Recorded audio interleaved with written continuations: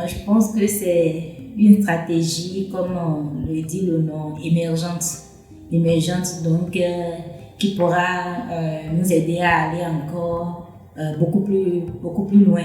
Parce que là où on a quitté est loin, si on peut le dire, mais on a pu atteindre les objectifs et même les surpasser. Donc, avec cette stratégie, je me dis, on ira encore beaucoup plus loin.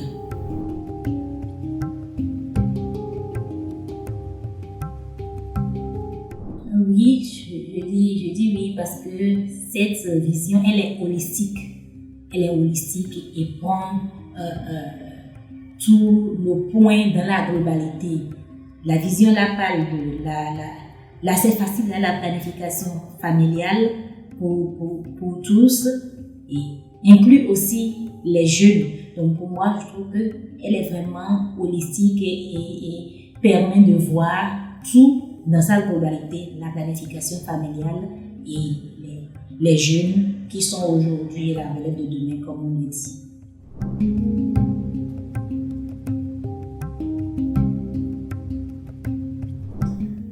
Oui, ambitieux, mais je vois que le PO est resté sur un peu, je dirais, sa position. Parce que l'objectif nous parle encore de tel nombre de nouvelles acceptantes pour 2030. Et c'est vrai, quand on se fixe des objectifs, on les atteint. On va les atteindre. Mais pourquoi on ne donne pas la place aux jeunes dans le nouvel objectif? Je ne vois pas la place des jeunes dans le nouvel objectif parce qu'on parle encore de la planification familiale. D'accord, et c'est ça qu'on veut. Bon, quand on parle de jeunes, on ne parle pas de la planification familiale parce qu'ils n'ont pas encore une famille qu'ils planifient. On parle des méthodes contraceptives.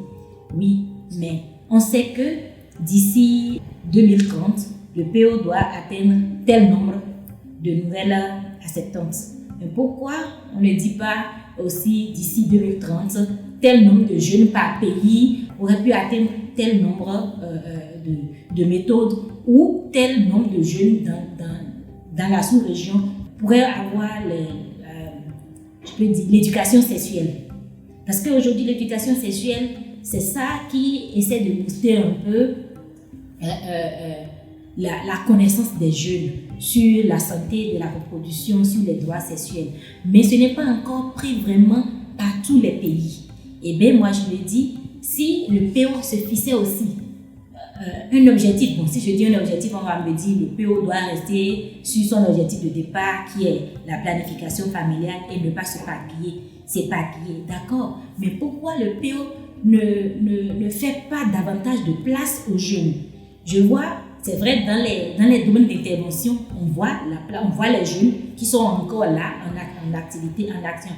Mais il n'y a pas d'objectif pour 2030 et on pourra dire oui, par exemple sur l'éducation sexuelle, tel nombre de jeunes par pays ont eu à recevoir l'éducation sexuelle. Et si le PO pourrait, c'est une suggestion, s'il pourrait avoir un sous-objectif pour les jeunes à atteindre. Parce que quand il y a un objectif, il y a le suivi et il y a un compte rendu de ces pays. On voit comment tous les pays arrivent à rendre compte de la planification familiale, de comment on a pu atteindre, comment on appelle le TPC. Et c'est en quelque sorte une concurrence. Ah, si je ne le fais pas, mais je risque de mal être vu par les autres. Il faut que je fasse un effort pour que mon pays atteigne le nombre de nouvelles acceptantes qu'on lui a fixé. Et si c'était le cas pour les jeunes, j'imagine que les jeunes auront une voix un peu plus forte, la capacité des jeunes serait davantage renforcée. Et aussi, je parle des jeunes, pas parce que c'est vraiment un focus que je ne peux pas laisser tomber, d'accord, mais sachant que même avec ce qu'on a fait avec le PO, les jeunes, la capacité des jeunes a été renforcée, d'accord, mais ces jeunes dont on renforce la capacité, quand ils reviennent dans leur pays, c'est toujours ces jeunes. On ne voit pas la formation reçue aller au fin fond de la communauté. Et ce sont les mêmes jeunes que nous tournons. Ça ne change pas. Et je me dis, le PO dans le suivi doit faire en sorte que les jeunes qui vont recevoir les les formations qui vont dans les forats, dans les conférences, quand ils viennent, le PO doit s'assurer que les formations reçues sont transmises aux jeunes qui sont dans les communautés. C'est vrai, le PO ne peut pas descendre dans les pays. Il y a nos gouvernants qui sont aussi responsables. Ils sont responsables, mais ils ne jouent pas vraiment le rôle de la coordination comme il le faut. Mais le PO peut aussi leur fixer, je ne sais pas, même si ce n'est pas des objectifs, je ne sais pas ce que je pourrais utiliser là, mais leur demander dans le suivi au moins que le gouvernement aussi donne les résultats des jeunes qui ont pu recevoir telle ou telle formation ou bien compte rendu. Parce que ça reste seulement au niveau des jeunes qui sont qui vont dans les forats, dans les conférences.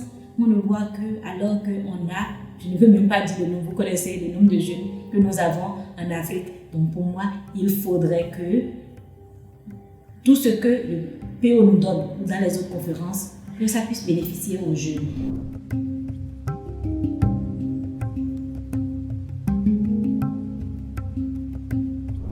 Le PO donne une voix puissante aux jeunes dans les définitions de son agenda et de ses priorités. Je suis jeune et je voudrais que les jeunes aussi soient à mon niveau. Et pour ça, il faut leur donner l'opportunité. C'est parce que moi, j'ai eu l'opportunité que je suis devant vous et que je parle. Et bien, si le PO donne davantage de voix aux jeunes, et bien, je crois que ce principe pourra nous aider à atteindre les résultats que nous nous sommes fixés dans cette nouvelle stratégie. Mais je n'oublie pas les pays. On doit responsabiliser le gouverneur aussi pour qu'ils jouent leur partition.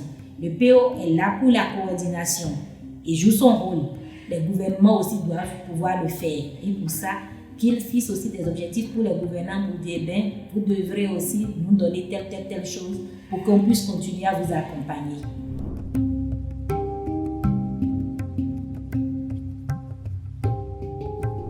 Moi, je pense que, comme tout le monde le sait, on ne connaît pas la fin de cette pandémie. Notre souhait est qu'on finisse vite avec. Et vous savez aujourd'hui qu'avec cette pandémie, tout est au ralenti, surtout dans la santé. Et c'est la santé qui nous réunit. La priorité n'est vraiment plus sur la santé de la reproduction. On dit ça devrait être, on le dit dans les discours, mais dans la réalité, non, il n'y a plus ça. Et aussi, les jeunes ont peur d'aller dans les hôpitaux, ont peur d'aller même dans leur propre centre d'écoute qui est pour eux, pour recevoir les méthodes.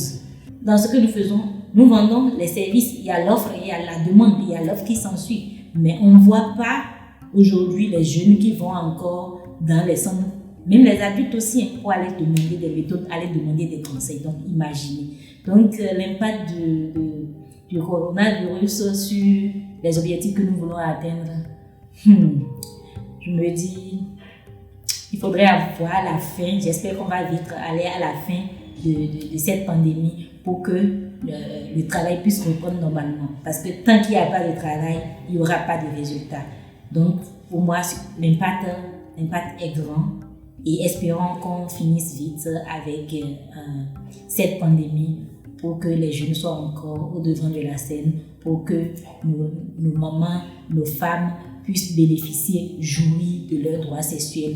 De même que les hommes, on ne les laisse pas de côté, parce que sans vous, on n'existe pas. C'est une complémentarité. Donc espérons qu'on finisse vite avec cette pandémie pour que la vie reprenne son cours normal.